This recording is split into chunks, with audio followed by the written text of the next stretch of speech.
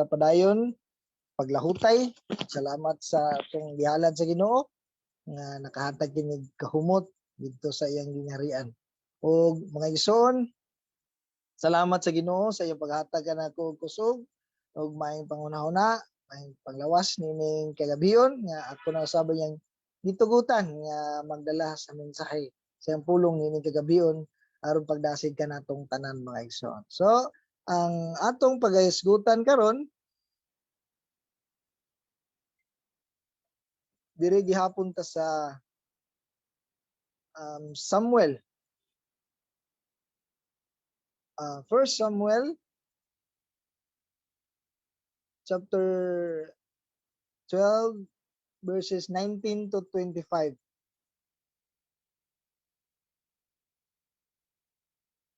Gingon nganhi mga igsoon, sugod sa 19, unang Samuel 12 verses 19 to 25. Gingon nganhi, ug ang tanang katawhan miingon kang Samuel, pag-ampo en taon sa Ginoo nga imong Dios, alang sa imong sulugoon, aron dili kami mga matay. Kay nadugangan namo ang among sala pinaagi sa pagpangayog hari. Ug giingnan ni Samuel ang katawhan. Ayaw kamo kahadlok, bisag nahimo ninyo kining salaa, ayaw kamo pagbiya sa Ginoo, kundili alagari siya sa bugos ninyong kasing-kasing. Ayaw kamo pagbulag kaniya tungod sa mga butang nga walay kapuslanan ug dili makaluwas kaninyo. Kay dili isalikway sa Ginoo ang iyang katawhan tungod sa mahal niyang ngalan. Kay gikahimuot sa Ginoo ang paghimo kaninyo nga iyang katawhan. Alang kanako, dili unta itugot sa Ginoo nga makasala ako batok kaniya. Pinaagi sa paghunong sa pagampo alang kaninyo. Hinuon tudluan ko kamo sa maayo ug matarong nga dalan. Tahura lamang ang Ginoo ug alagari siya sa bugos ninyong kasing-kasing. Kay nakita man ninyo ang mga kahibulungang butang ayang gibuhat alang kaninyo. Apan kun magpadayon kamo sa pagpakasala, mga matay kamo lakip ang inyong hari. So sa dili pa kita magpadayon mga igsoon, gihangyo ko ang tanan sa pagduko sa atong hulo, ipiyong atong mata, ug unsa man ang inyong pagabuhaton posisyon mo kini nga atong sination ang presensya sa Dios ni kagabion mga igsoon. Among Dios nga labing gamhanan, amahan, salamat sa mga alam po unon nga among gipadala kanimo, nga imo kining humot nga halad kanimo. Salamat sa imong balaang espiritu nga nagatabang kanamo sa kalampusan niini ug niining among pagtuon, pagpadayon, Lord, pakailab sa imong pulong. Ubani kami, gihangyo na mo balik ang imong balaang espiritu Ginoo, nga mo giya, mo lamdag, mo abli sa among mga salabutan, Lord. Aron Lord, masabtan namo ang imong mga katayuan sa among mga kinabuhi. Unsa man, Lord, labi na ang tema Ginoo nga kami magpadayon sa pressing on towards Christ likeness nga may sama sa kinayahan ni Ginoong Hesus, Lord God.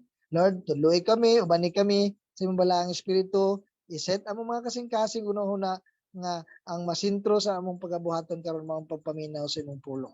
Gamita lamang ako, Lord, nga imong instrumento nining kagabion Ginoo. Ubani ako, ubani kami Ginoo sa imong balaang espiritu. Sa ngalan ni Ginoong Hesus, amen ug amen. Mga igsoon, agig gamayng context niini, mga igsoon, ang mga Israelita kanunay gid sila makasipyat mo nang gi-example, gisusama sila, giulagway ang tao nga sama sa karniro nga prone kaayo sa mga nga dali ra mabikil, bilik nun kaayo. So nining panahon na gisalikway nila ang Dios. Adto mga niagi gisalikway nila ang Dios, diha sa ilang pagsimba og mga laing Dios. Karon mga igsoon, nagsimba, ang gisalikway nila ang Dios pinaagi sa ilang pagpangayo og hari. Diba? Kung madumduman nato mga igsoon, sa tiagi na ako nga akong share sa inyo atong madumduman dito nga sila nagpakitabang ni Samuel nga tabangi mi, iampo mi nga aron iampo mi sa atong Dios nga aron maluwas mi. Pero pagkaluwas na nila nalimot na dayon sila. Munang gisalikway nila ang Dios, kay nangayo man sila hari. Ang Dios mismo moingon, ako man ang inyong hari. Ang dili mi nimo, kay gusto mi hari. So apan bisan pa man mga igsoon, gihatagan sila sa Dios, gitugutan sa Dios, ug naay kondisyon nga iyang gihatag. Sa verse 4 ato makita nga kung kahadlukan or alagaran tumanon ug magmasinugtanon ang mga Israelita mabulahan gayon.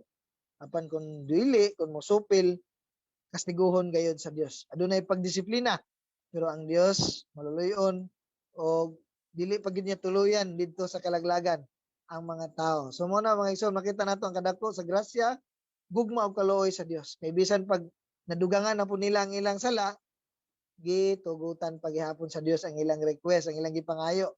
Na may consequence apan ang Dios ni patigbabaw paghihapon ang iyang panabang, ang iyang panalangin nga kung mubalik sila kung matinud-anon sa Ginoo, mabulahan gayon sila. So niadtong panahon na mga igsoon, ting-init kadto, dayon ting-init ting-ani, nya ang Dios nagpakita og sign tungod timaan nga nangilaran siya, wala siya moangay sa ilang gibuhat sa ilang pagpangayo gari. Mutong ang panahon gidalugdog, dayon nibunok ang ulan, taliwala sa ting-ani, taliwala sa ting-init. Muna no nanghadlok sila pag-ayo, tanan gid sila, walay nangahas og pangisog-isog, walay maing laki, tanan gid sila nanghadlok. Muna rentong kani sa verse 19, ug ang tanang katawhan niyon kang Samuel, pag-ampo in taon sa Ginoo nga imong Dios, alang sa imong mga sulugon aron dili kami mga matay kay nadugangan namo ang among sala pinagi sa pagpangayog hari.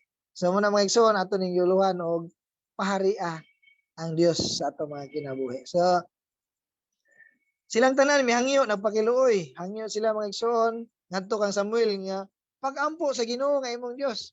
Kung madumduman ninyo sa niagi nga atong gi-share, akong gi-share sa verse 7 ug 8, ingon nila kay Samuel, ayaw hunong pag-ampo sa Ginoo nga atong Dios. Sa Ginoo nga atong Dios, muna ilang na-mention. Karon, ingon nila pag-ampo sa Ginoo nga imong Dios.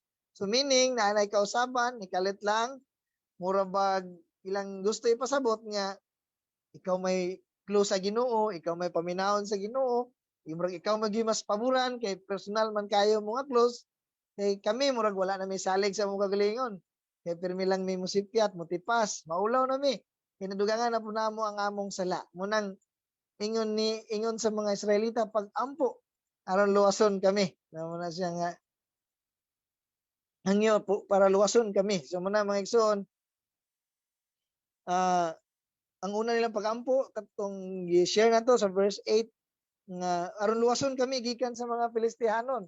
So karon aron dili sila mga matay. So meaning kung Filistihanon lang, basin pwede sila maluwas.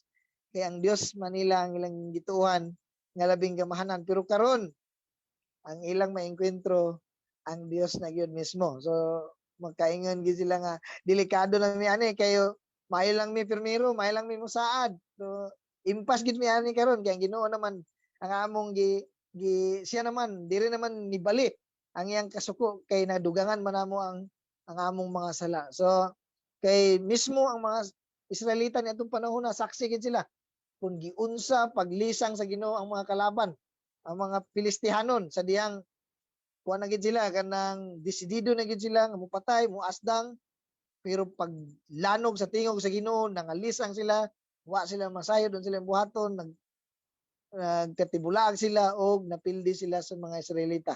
Nahurot gyud sila og kamatay. So muna mga igsoon, paharion nato ang Dios sa atong kinabuhi, dili kay mangita pagita og maghari ka nato. So Mateo 6:10, maghari ka kanamo og tumanon ang imong pagbuot kay sa presidente mga igsoon, gingon man sa Ginoo nga tahoron nato ang Dios, at tahoron nato sila kay gibutang sila sa Dios, pero mas tahoron pa ginato ang Dios nga nagbutang sa ila.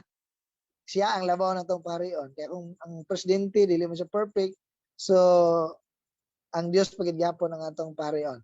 Sa atong kinabuhi, dili pwede nga naay maghari-hari sa ato. Ang Ginoo lang atong paharion.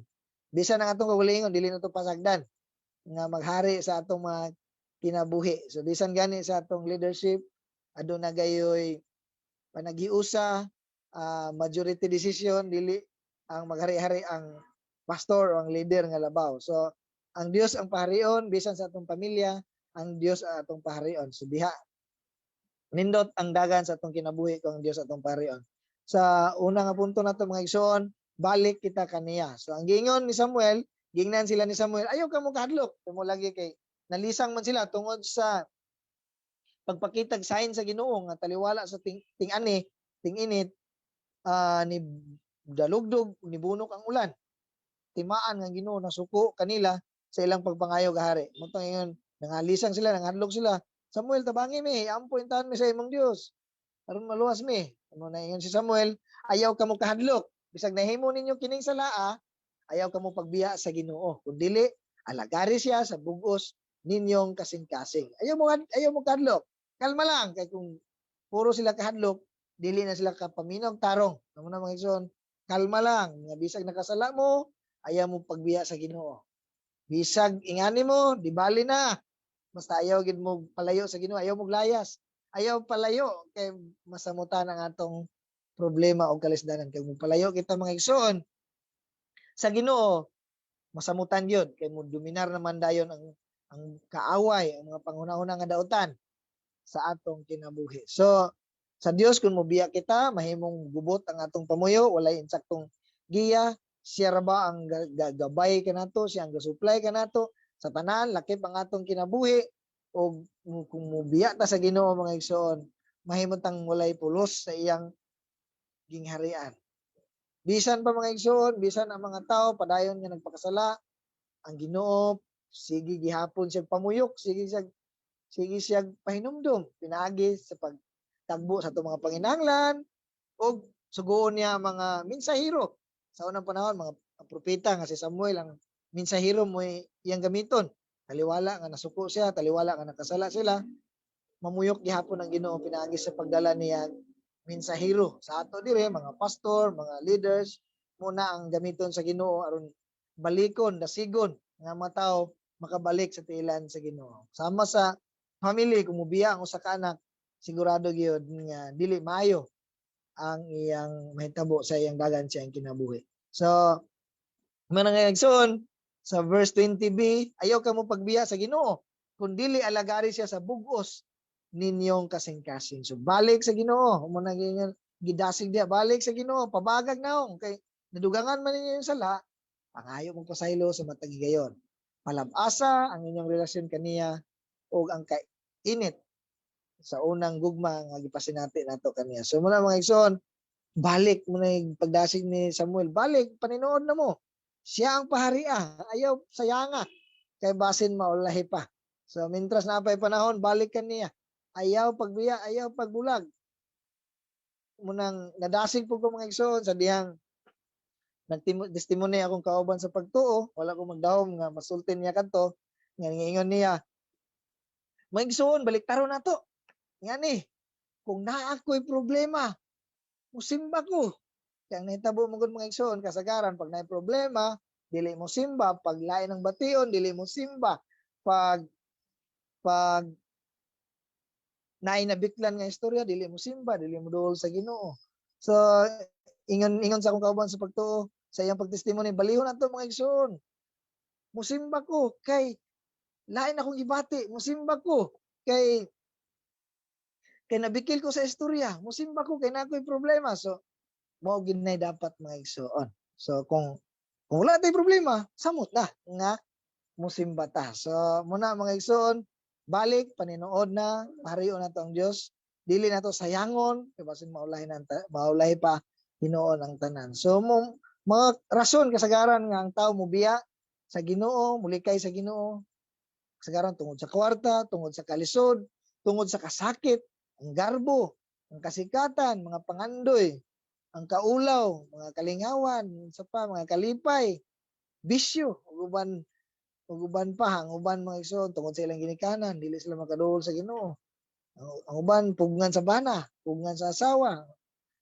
Ang uban po mga igsoon dili makasimba sa Ginoo nga tinuod kay nadani didto sa mga Dios sa larawan. Ang mga Dios kay nagtuo sila nga bintaha lagi.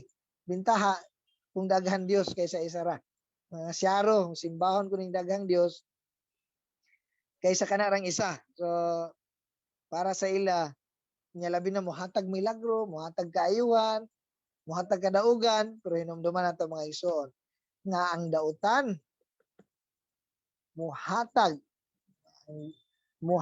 og temporaryo ra gid ang mahatag, temporaryo nga kaayuhan, temporaryo nga kalambuan, pero ang imong kalag maadto sa kahitumpawakan. So maadto sa kadautan. Kay dili naman mao nga Dios ang imong gisimba, dili naman mao nga Dios ang imong gituhan. Kay ang Dios nag-ingon man siyang pulong nga siya lang ang simbahon ug wala na lain pa. So mga igsoon, mga igsoon, usapod nga ang tao mubiya sa Dios tungod sa iyang kahakog. So ang kahakog usa pud na siya ka klase sa kamatang sa Dios. Ingon sa Kolosas 3:5, busa patyan ninyo mga kaibog nga kalibutanon nga naa kaninyo sama sa salawayong pagkikilawas, kalawayan, kaulag, daotang kailibgon ug kahakog nga mao usa ka paagi sa pagsimbag Dios. So muna mga igsoon, ngano nga ang tawo mo biya sa Ginoo, daghang rason ug labaw sa tanan giuna sa tawo ang paghigugma ug pagtinguha og bahandi. Muna mga tawo nga walay katagbawan. So sa Mateo 6:24, dili ka mo makapaulipon sa Dios ug sa salapi. So muna mga igsoon, sa atong mga gipangisgutan kaganiya nga mga rason nga ang tawo mobiya sa Ginoo, pangutana kana bang tanan mapuslanon ba or makaluwas? Mabalon ba kanato na? Mabalon ba nato na mga igsoon kung kuhaon na atong hinulamang kinabuhi? So ang uban ilag yung ipabalon ang mga bandi dito sa lubnganan. So muna mga igsoon, kaduha natong punto, dili nato ibaylo ang Dios sa bisan unsa. Nabi di ba naikanta ko nakadumdumo, dili ko ibaylo ang presensya mo, Jesus, sa mga butang ning kalibutan. Kay ang mga butang lumalabay lamang. So kung maminaw ta nga mga kanta, maulaw ta no, makahinumdum ta sa mga panahon nga mas taas atong panahon sa ubang mga buhat kaysa Dios. So mga igsoon, sa verse 21, ayaw ka mo pagbulag kaniya tungod sa mga butang nga walay kapuslanan ug dili makaluwas kaninyo. Ingon sa Marcos 8:36, unsa may makuha sa usa ka tawo kung maangkon niyang tibuok kalibutan, apan kawad-an siya sa iyang kinabuhi, wala gayod, walay bisan unsa nga ikabugti sa usa ka tawo aron mabawi niya ang iyang kinabuhi. So siguro nato mga igsoon ang mga butang nga makaluwas, labi na ang maghalad sa kinabuhi para sa gospel, para sa mayong balita ug ang Dios nagasaad ug naay heavenly rewards mga igsoon. Siya nagasaad ug siya naga-confirm nga kita ang mga langit ng binuhat. So Kolosas 3, sanglit gibanahon naman kamo uban ni Kristo, tinguha ang mga butang ato sa langit, di naglingkod si Kristo sa iyang trono sa tuo sa Dios. So una-una ang mga butang langit nun dili ang yutan-on. Nga dili nato palabian og patumanan ang atong mga lawas nun. Kaya ang atong lawas mobalik ra man kana sa abog. So muna ang dato mga igsoon, galisod og sunod ni Ginoong Hesus tungod sa iyang daladalang bahandi. So aduna ko example mga igsoon nga istorya nga usa ka dati nga pastor na siya medyo ni asenso na sa iyang kinabuhi. Tingala na lang dayon mi nga nakadungog mi nga pero dili na siya mutuo nga ang gospel mao na ang kaluwasan, mao na si Jesus. Muna mga igsoon, ngano na ingana man.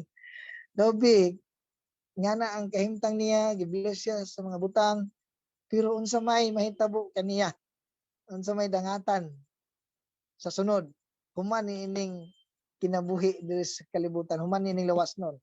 So, ang iyang gituohan dili na mao gipangsaway na niya ang the way, dili na mao sayop na ilang itudlo nga gospel, dili na mao. So mga igsoon, kung kana nga bahin sa doktrina ang masayop niya, sama ra nga sayop niya ang tanan.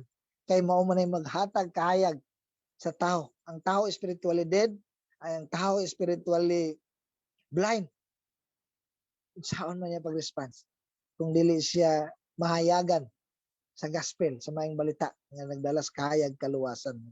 So muna mga igsoon, i-check nato atong mga kasing-kasing, wala ba nato gibaylo si Ginoong Hesus? Ako may mga igsoon, aminado ko nga dunay mga panahon nga ako may nagdala ning mensahe karon, aminado ko nga dunay mga panahon nga maagaw gayud ang panahon nako didto sa YouTube man, sa Facebook man, labi na nag-try po ko pagka-vlogger mga igsoon, pero na-stop na siya karon mga igsoon.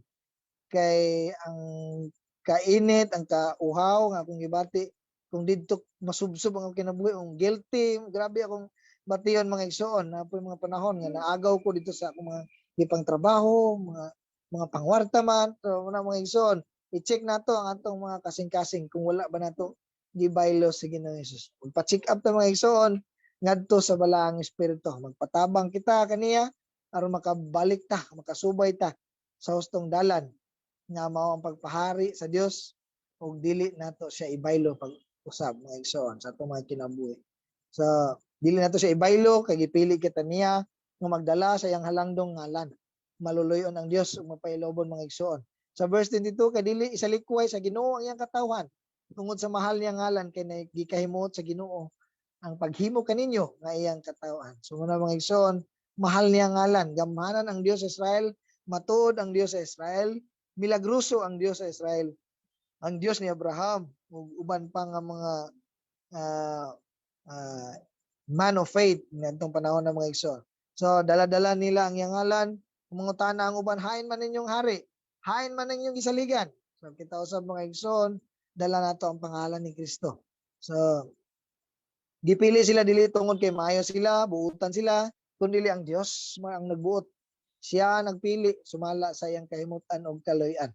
So mausab kana kanato mga igsoon, gipili kita sa Dios aron maiya, aron magsangyaw sa mga kahibulungang buhat sa Dios. Gitawag kita niya gikan sa kangit-ngit ngadto sa katingalahang kahayag. Nana to makita sa 1 Peter 2:19.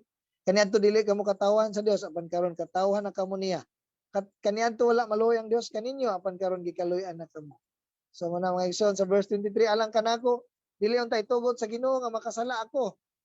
Batok kaniya pinagis paghunong sa pagampo alang kaninyo. Murabag ang gibati ni Samuel ining panahon ng mga igsoon, murabag naluya siya nga muampo para sa mga Israelita kay puro mga gahi gihapon. Kaingon nila ayaw hunong ampo aron maluwas. Pero pagkaluwas nalimot. Muna kasagaran mga igsoon sa mga tao, once nga mahuman nagtabang malimot na dayon. So gisalikway na dayon nila ang Ginoo nga nagluwas nila. Ug sa kuan pa ng mga igsoon, kung sa inahan pa, may pagikumuta ka sa diya pagkasakuntihan, di ba? Kung ako pa'y Ginoo, may pagipasagdan ta na lang mo kung mo man din na inyong response, kung man mo matabangan. So mga igsoon, si Samuel, sakitan siya nga muundang sa pag-ampo. Kaya siya mismo may nampuon man ug nagaisip siya nga sala ang paghunong gayod sa pag-ampo. Nasabtan niya unsa ka dako, nasabtan niya pag-ayon sa kadako ang gahom ug ang kabililhon sa pag-ampo. Kay mismo man si Samuel mga igsoon, kung madumduman ninyo, usa siya ka produkto sa grabe nga pag-ampo siyang mama nga si Hana. So sa verse 23, kuno galing man sa verse 23b, kuno galing man muhunong iyang pag-ampo, pero ang iyang gihangyo nga padayon lang gyapon sila nga matudloan sa maayo ug mataro nga dalan. So mo ni ang mataro nga dalan. Sa verse 24, tahura lamang ang Ginoo, alagari siya sa bugos. Kay dayag man kaayo ang gibuhat sa Ginoo. Sukad pa sa sinugdan. Labaw pa sa ilang mga kaliwatan. Ang mga pabor, mga panalangin sa Israel, ang mga natong pillar of fire, di ba? Pillar of clouds, di ba? Ang pagkaon nga gikan sa langit, ang mga sandalyas nila nga wala nang aguba. So unang pahinumdom sa ila na balik tahura ang Ginoo, alagari siya sa bugos sa kinasing-kasing. Na mga igsoon, kita pod mga igsoon, hinumduman nato ang kaayo sa Ginoo, labi na ang mensahe sa krus mga igsoon. Ang balaang espiritu nga iyang gipap duel ka nato. Ang adlaw-adlaw nga proteksyon, ang pagprovision, ang guidance, ang grasya, ang gugma sa Dios mo mga igsoon, paharion nato ang Dios. kung panahon nga masayop ta, balik kita niya, babaga kitang naong, mangayot tag pasaylo, palabason na to itong relasyon kaniya, dili na to siya ibaylo mga igsoon.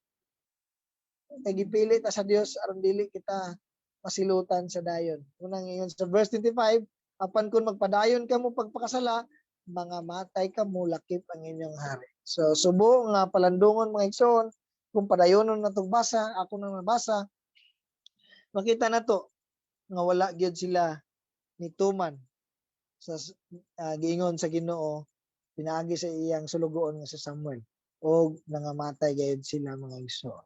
Og sa atong konklusyon, ang panalangin nag-agad sa pagtahod ug pagtuman sa Dios. Busa mga igsoon, paharion nato ang Dios sa atong mga kinabuhi, pinaagi sa pagpabilin kaniya ug pag-alagad sa bug-os nga kasing-kasing. So diha lang ko kutob ug mag-ampot ta mga igsoon. Dios amahan nga labing gamhanan, dalaygon ka kanunay sa mga kinabuhi.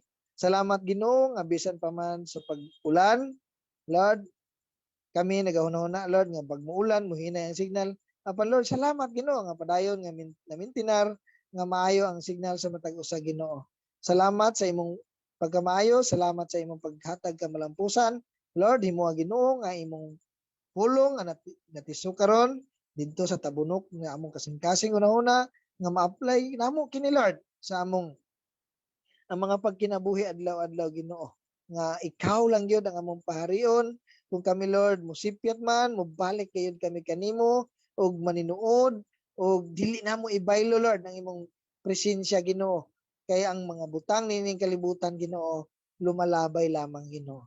Tabangi ang matag usa Lord sa among pagkinabuhi nga ikaw mahimuot. Ubani kami Ginoo. Tabangi kami Ginoo nga motubo og mulig-on og makaangkon og intimate relation diha kanimo Ginoo. Dalaygon ka sa tanan, ikaw gyud ang among gituhan, naghimo nining tanan, naghatag nining kalampusan. Busa ikaw ang ngayon namong balikan sa tanang pasalamat pasidungog sa ngalan ni Ginoong Hesus. Amen ug amen.